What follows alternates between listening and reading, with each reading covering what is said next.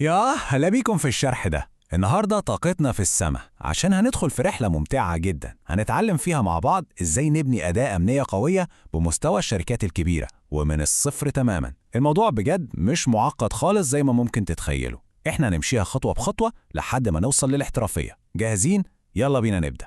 دايما في سؤال بيطرح نفسه بقوة: إزاي نقدر نوازن بين حاجتنا الماسة لأمن سيبراني قوي وبين الميزانيات اللي غالبا بتكون محدودة؟ ده تحدي كبير بيواجه مؤسسات كتير جدا، إنها تلاقي أداة قوية وفعالة من غير ما تضطر تدفع مبالغ خيالية وتكاليف تراخيص ما بتخلص. الإجابة ببساطة هي Greenbone Community Edition. النظام ده اللي كان معروف زمان باسم OpenVAS عبارة عن حل قوي جدا، والميزة الأكبر إنه مجاني بالكامل ومفتوح المصدر. بيسمح لأي مؤسسة إنها تكتشف نقاط الضعف في بنيتها التحتية وترتب المخاطر حسب خطورتها وتشتغل على حلها، وكل ده حرفيا بدون أي تكاليف تراخيص. حاجة في منتهى الروعة. طيب خلونا ندخل في الموضوع على طول ونشوف الخريطة بتاعتنا النهاردة. هنمر على 5 خطوات: التعرف على جرين بون، بعدين النشر السريع بدوكر، تالت حاجة الإعداد والوصول الآمن، رابعاً أتمتة التحديثات، وأخيراً الفحص العميق ببيانات الاعتماد. ال5 خطوات دول هياخدوا أي خادم فاضي ويحولوه لنظام أمني شغال ومؤتمت بالكامل. هنبدأ بالقسم الأول، التعرف على Greenbone Community Edition. النظام ده ممكن يبان معقد شوية في البداية، بس خلونا نفكك مكونات المنصة دي لأجزاء بسيطة جدا عشان نفهم بتشتغل إزاي. عندنا الأوبن فاس سكانر، وده الجزء الأساسي اللي بينفذ اختبارات الثغرات الفعلية. الجي في ام دي ده نقدر نعتبره العقل المدبر للإدارة والتقارير. وبعدين عندنا جي اس اي، ودي واجهة الويب الحديثة اللي بنتعامل معاها مباشرة. وأهم جزء في الليلة دي كلها هو الكوميونتي فيد، وده لأنه بيوفر لنا تحديثات يومية مستمرة بأحدث الثغرات والسي في ايز. تاني خطوة معانا النشر السريع باستخدام دوكر. عشان نبدأ نستخدم المنصة دي في أسرع وقت، مفيش طريق أفضل ولا أسرع من استخدام دوكر، سواء كنا بنعمل بيئة اختبار أو بنجهز النظام للعمل الفعلي. خطوات التثبيت سهلة ومناسبة لأي حد بيبدأ. بنحمل ملف الدوكر كومبوزر الرسمي، بنظبط المنافذ لو محتاجين، وبعدين بنشغل أمر واحد بس في سطر الأوامر: دوكر كومبوز أب داش دي. خطوات واضحة مباشرة وبتخلي عملية التثبيت سهلة جدا. بس هنا في نقطة مهمة جدا لازم ناخد بالنا منها. احنا هنحتاج من 15 ل 60 دقيقة الأول عملية مزامنة لبيانات الثغرات زي ال NVTs وسكاب بعد ما نشغل النظام لأول مرة. مهم قوي نكون عارفين المعلومة دي عشان ما نستعجلش أو نفتكر إن في حاجة غلط. هي مجرد مسألة وقت والنظام هيكون جاهز تماما للعمل. ثالث قسم معانا الإعداد والوصول الآمن. دي بقى مرحلة حاسمة جدا، لأننا بعد التثبيت محتاجين ندخل على الأداء ونهيئها بشكل آمن لأول مرة. في شوية خطوات أساسية كده. بنبدأ بالدخول لواجهة الويب ونسجل الدخول، وهنا بقى النقطة الجوهرية: لازم نغير كلمة المرور فوراً لأسباب أمنية. بعد كده بنتأكد من صحة الإعدادات ونظبط إعدادات ال SMTP عشان تنبيهات الإيميل، وكمان نحدد الصلاحيات الخاصة بالمستخدمين.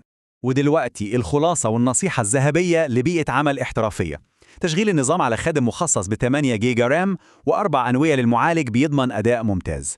والأهم من ده كله هو تأمين واجهة الويب باستخدام ريفرس بروكسي مع اتصال HTTPS مشفر عشان نضمن أقصى درجات الحماية. دي تفاصيل بتفرق جدا في الشغل الحقيقي.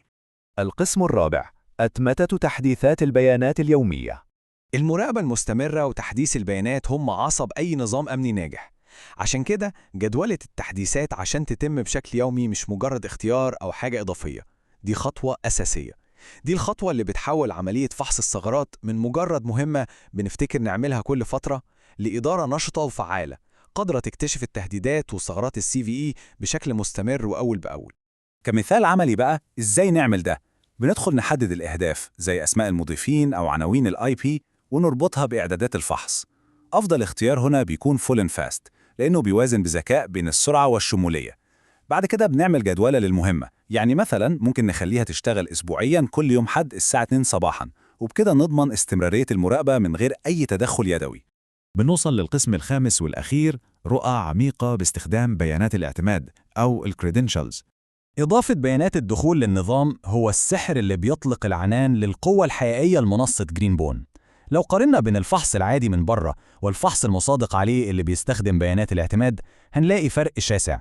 الفحص الخارجي بيدينا رؤية محدودة جدا للأنظمة، مجرد قشور، لكن الفحص المصادق عليه بيسجل دخول فعلي للأنظمة دي، وده بيخلينا نكتشف حاجات مستخبية زي التحديثات الناقصة أو البرامج القديمة اللي مستحيل كنا نشوفها من بره. عشان نطبق ده عملياً في شوية متطلبات فنية بسيطة. بالنسبة لأنظمة لينكس بنستخدم بروتوكول SSH، وبنحتاج ندخل اسم مستخدم وكلمة مرور أو مفتاح، والأهم تكون في صلاحيات سودو من غير باسورد عشان الفحص يشتغل بعمق. أما الأنظمة ويندوز فبنعتمد على بروتوكول SMB، وبندخل بيانات الدخول الخاصة بالمجال أو المستخدم، ولازم نتأكد إننا مفعلين مشاركة الملفات والطبعات في الويندوز. وده بيودينا النقطة بتثبت عبقرية الفحص ده. الأرقام بتقول إن استخدام الطريقة دي بيكتشف ثغرات بتزيد من 2 ل3 مرات مقارنة بالفحص العادي. متخيلين الرقم؟ دي فعلا نقلة نوعية في مستوى الرؤية الأمنية والتحكم في الشبكة. طيب خلصنا فحص، بتيجي بقى مرحلة التحليل والمعالجة. من خلال التقارير الموجودة في النظام بنقدر نفلتر النتائج بكل سهولة حسب درجة الخطورة، سواء كانت حرجة، عالية أو متوسطة، أو حتى حسب أكواد الCVE. بنقدر كمان نشوف تقييمات الCVSS والحلول المقترحة من الموردين. والممتاز هنا إننا نقدر نصدر التقارير دي بصيغ كتير زي PDF وCSV، ونربطها بأنظمة التذاكر زي جيرا عشان نرتب أولوياتنا ونحل المشاكل الحرجة فوراً. وفي النهاية حابب أسيبكم مع سؤال مهم تفكروا فيه. هل دفاعات الشبكة الحالية عندكم بتعتمد على مجرد افتراضات ولا على رؤية مستمرة وحقيقية؟ منصة جرينبون بتوفر الرؤية دي بوضوح وببلاش. أتمنى يكون الشرح ده وضح لكم الصورة وشجعكم إنكم تستكشفوا الأداء دي وتنشروها عشان تحموا شبكاتكم بكفاءة. شكرا جدا ليكم.